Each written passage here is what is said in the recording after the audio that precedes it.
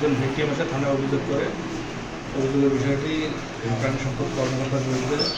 তখন আমি বিষয়টা থানার ওসি স্যার নাই, আমি দায়িত্বে থাকার জন্য আমি বিষয়টির সাথে সাথে ওসি সার্কাস মহোদয়কে জানাই।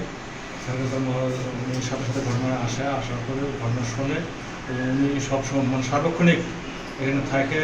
তারপরে প্রসিডিওর নিয়মকানুন যা আছে সব উনি উদ্যোগ কর্তৃপক্ষ আলোচনা করে এই মামলাটি রেকর্ড করা হয়।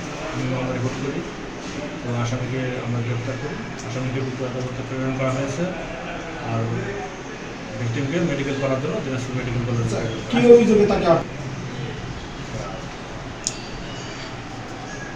প্রাণ সম্পদ বিয়ার প্রলোভন দিয়ে অশ্লীল কার্যকলাপের অভিযোগ।